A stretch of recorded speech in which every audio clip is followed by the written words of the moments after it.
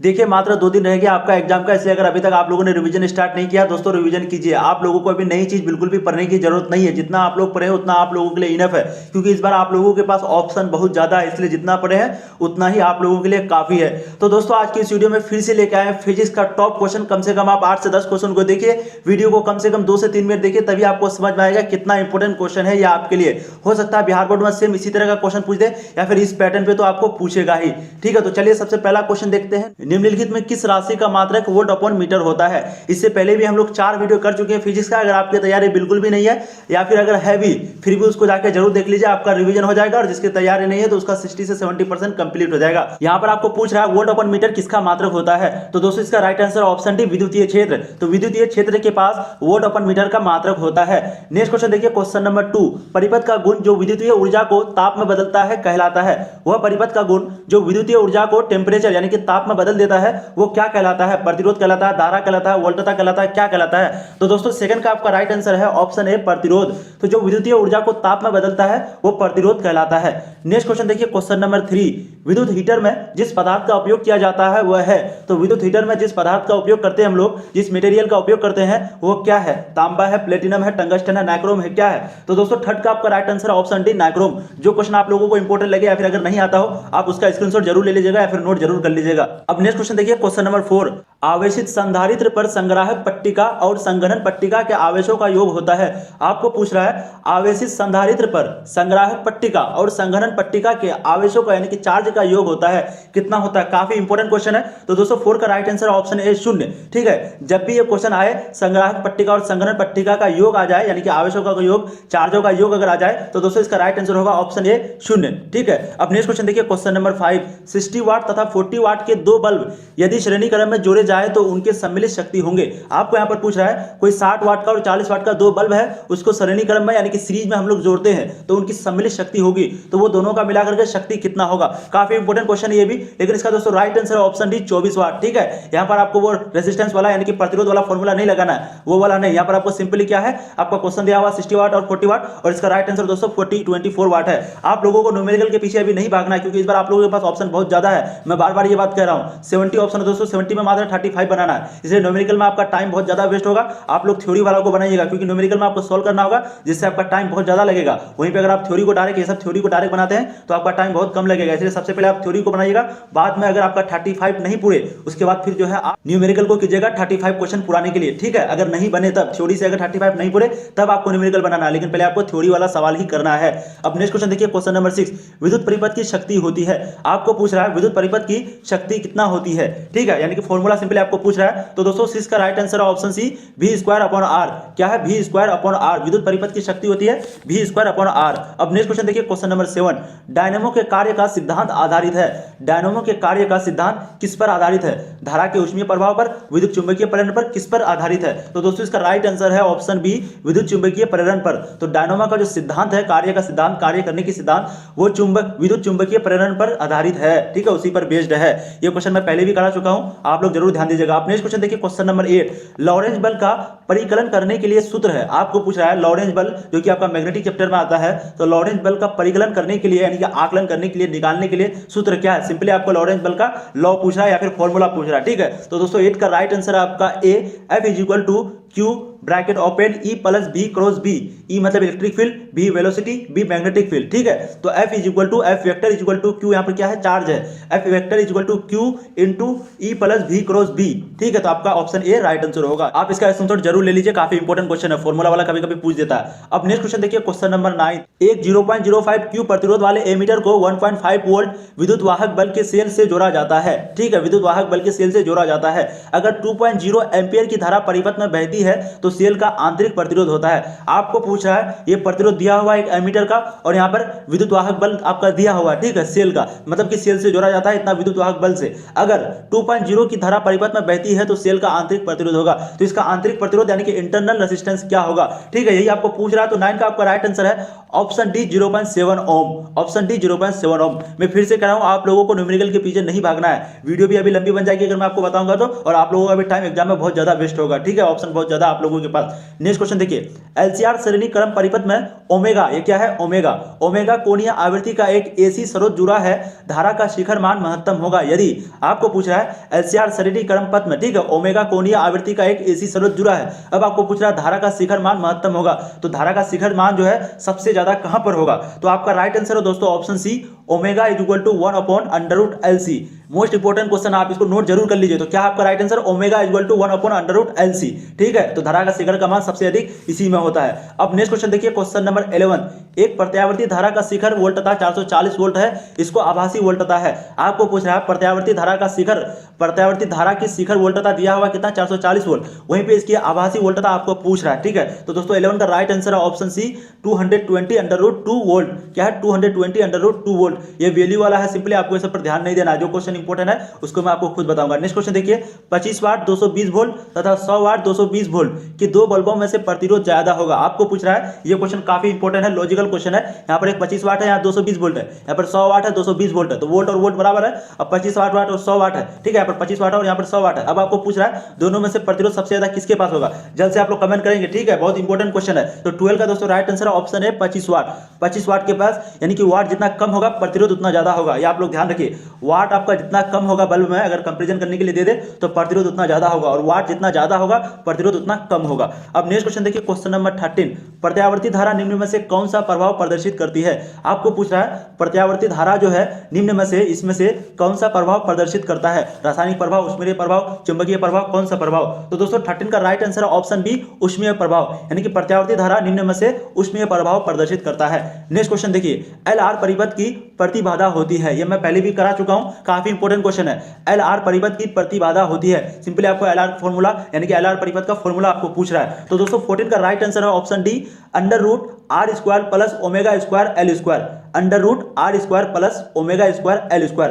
अब next question देखिए, question number 15 आपका, विद्युत चुंबकीय तरंगों के अस्तित्व की प्रायोगिक पुष्टि करने वाले वैज्ञानिक थे। फिर से आपको दोस्तों ये क्वेश्चन भी आपका आया हुआ, आपको पूछ रहा है विद्युत चुंबकीय तरंगों के अस्तित्व की प्रायोगिक पुष्टि करने वाले थे। सिंपली आपको पूछ रहा है कि विद्युत चुंबकीय तरंगों को किसने कहा था, ठीक है। तो दोस्तों 15 का राइट आंसर है ऑप्शन डी, हर्ज।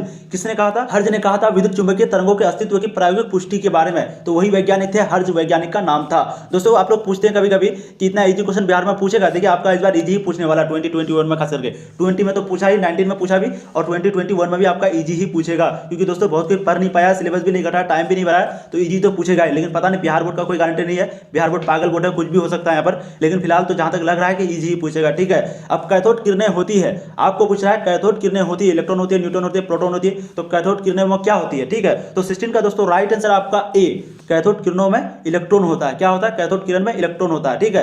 नेक्स्ट क्वेश्चन देखिए, क्वेश्चन नंबर 17, किस कारण वायु का बुलबुला पानी के अंदर चमकता दिखाई देता है। आपको यहाँ पर पूछ रहा है किस कारण बुलबुला पानी बाल्टी के अंदर, पानी के अंदर चमकता हुआ नजर आता है। आप लोग जल्द से जल्द कमेंट करेंगे, बहुत काफी इंपोर्टेंट क्वेश्चन है। तो 17 का दोस्तों राइट आंसर है ऑप्शन सी, पूर्ण आंतरिक परावर्तन के कारण बुलबुला पानी के अंदर चमकता हुआ दिखाई देता है। अब नेक्स्ट क्वेश्चन देखिए, क्वेश्चन नंबर 18, यदि समान फोकस दूरी f के दो अभिसारी लेंस एक दूसरे के संपर्क में रखे हो तो इस संयोग की फोकस दूरी होगी। आपको कह रहा है समान फोकस दूरी है, यानी कि फोकस दूरी जो है वो समान है, ठीक है। अब पूछ रहा है दो अभिसारी लेंस एक दूसरे के संपर्क में रखे हैं और वो जो है एक दूसरे के आमने सामने रखे हुए हैं। अब बोल रहा है इसके संयोग से जब हम लोग इसको जोड़ देंगे तो आपका दूरी होगा, तो फोकस दूरी कितना होगा दोनों का मिला करके, यही आपको पूछ रहा है। तो दोस्तों इसका राइट आंसर है ऑप्शन सी, f/2। कितना है, f/2 आपका राइट आंसर होगा 18 का। तो ऑप्शन सी f/2 हो जाएगी फोकस दूरी जब हम लोग दोनों लेंस को मिलाएंगे तो। अब नेक्स्ट क्वेश्चन देखिए, क्वेश्चन नंबर 19, यदि किसी लेंस, यहाँ पर किसी है, यदि किसी लेंस की फोकस दूरी f मीटर हो तो इसकी क्षमता का मान होगा। आपको कह रहा है किसी लेंस का फोकस दूरी दिया हुआ f मीटर, तो इसकी क्षमता का मान होगा, यानी कि सिंपली आपको क्षमता का फॉर्मूला पूछ रहा है। दोस्तों इसका फॉर्मूला है ऑप्शन बी,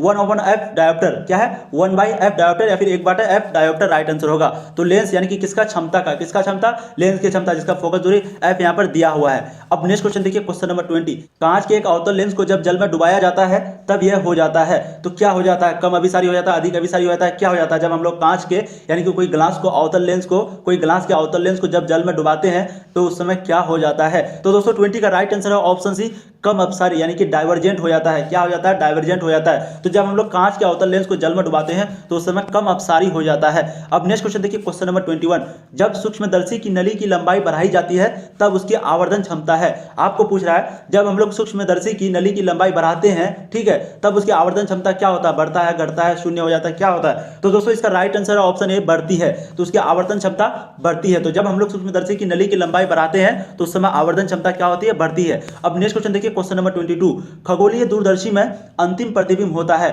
आपको पूछ रहा है खगोलीय दूरदर्शी में, क्योंकि आप लोग जानते हैं वहां पर दो प्रतिबिंब बनता है, तो उस समय से अंतिम जो प्रतिबिंब बनता है वो कहां पर बनता है, मतलब कि कैसा बनता है, उसका नेचर क्या होता है, उसका प्रकृति क्या होता है? तो दोस्तों 22 का राइट आंसर ऑप्शन डी, आभासी व उल्टा। तो क्योंकि उसमें दो इमेज बनता है, उसमें से लास्ट वाला जो इमेज है, अंतिम जो इमेज है, वो आभासी व उल्टा बनता है। तो खगोलीय दूरदर्शी में अंतिम प्रतिबिंब आभासी व उल्टा बनता है। नेक्स्ट क्वेश्चन देखिए, क्वेश्चन नंबर 23, एक पतले फिल्म के रंग का कारण है। ये भी क्वेश्चन बहुत बार आ चुका है, आप लोग जल्द से जल्द कमेंट करेंगे। तो पतले फिल्म के रंग का क्या कारण है? व्यक्तिकरण, प्रकीर्णन, वर्ण विक्षेपण, क्या कारण है? तो दोस्तों 23 का राइट आंसर ऑप्शन बी, व्यक्तिकरण। ठीक है, मैं बहुत बार करा चुका हूं। तो व्यक्तिकरण के कारण पतले फिल्म के रंग का, मतलब कि एक पतले फिल्म के रंग का कारण है व्यक्तिकरण। अब नेक्स्ट क्वेश्चन देखिए, क्वेश्चन नंबर 24, जिस घटना से प्रकाश तरंगों की प्रकृति निर्विवाद रूप से अनुप्रस्थ सिद्ध होती है वह है। आपको पूछ रहा है जिस घटना से, वो घटना क्या है? प्रकाश तरंगों की प्रकृति निर्विवाद रूप से अनुप्रस्थ सिद्ध होती है। तो आपको सिंपली यहां पर घटना पूछ रहा है कि वो घटना क्या है जिसके कारण प्रकाश तरंगों की प्रकृति निर्विवाद के रूप में अनुप्रस्थ सिद्ध होती है,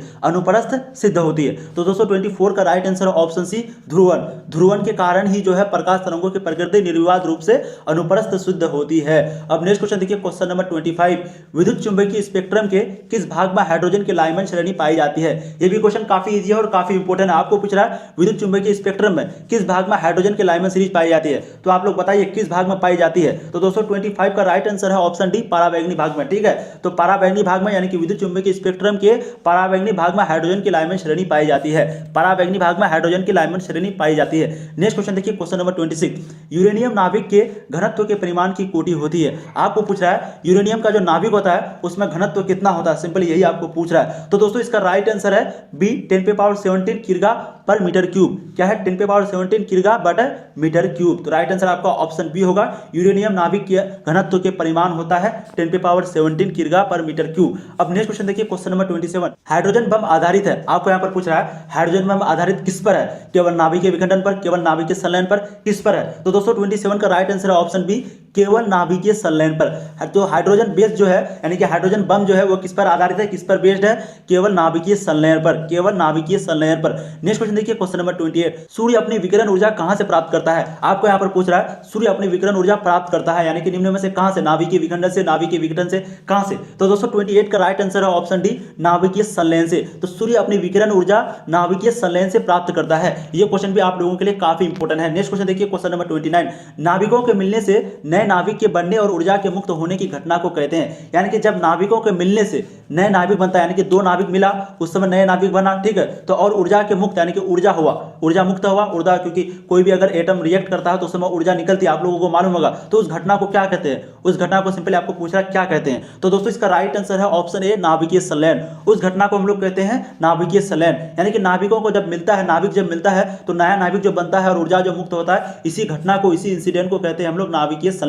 नेक्स्ट क्वेश्चन देखिए, क्वेश्चन नंबर 30, परम शून्य पर ताप पर अर्धचालक व्यवहार करता है। आपको पूछ रहा है परम शून्य पर ताप पर अर्धचालक व्यवहार करता है, किस तरह करता है? पूर्ण चालक की तरह, पूर्ण अचालक की तरह, किस तरह करता है आपका अर्धचालक व्यवहार परम शून्य पर? तो दोस्तों 30 का राइट आंसर है ऑप्शन बी, पूर्ण अचालक की तरह। किस तरह? पूर्ण अचालक की तरह परम शून्य पर आपका ताप अर्धचालक व्यवहार करता है। यानी कि परम शून्य ताप पर अर्धचालक किस तरह व्यवहार करता है? पूर्ण अचालक की तरह। अब नेक्स्ट क्वेश्चन देखिए, क्वेश्चन नंबर 31, एक पदार्थ की चालकता ताप बढ़ाने पर बढ़ती है, वह पदार्थ है। आपको कह रहा है एक पदार्थ की चालकता, यानी कि जब वो चलती है तो उसकी ताप बढ़ाने पर, जब हम लोग टेम्परेचर बढ़ाते हैं तो और तेजी से चलती है, ठीक है। अब वो कौन सा पदार्थ है, यही आपको सिंपली पूछ रहा है। तो दोस्तों 31 का राइट आंसर ऑप्शन डी, अर्धचालक। क्या है? अर्धचालक। तो एक पदार्थ की चालकता ताप बढ़ाने पर बढ़ती है, वह पदार्थ है अर्धचालक। अब नेक्स्ट क्वेश्चन देखिए, क्वेश्चन नंबर 32, अर्धचालक में विद्युत चालकता का कारण है। आपको यहां पर पूछ रहा है अर्धचालक में जो विद्युत प्रवाह होता है किसके कारण होता है? इलेक्ट्रॉन के कारण होता है, इलेक्ट्रॉन तथा विभव के कारण होता है, या फिर प्रोटॉन के कारण होता है? किसके कारण होता है? तो दोस्तों 32 का राइट आंसर ऑप्शन सी,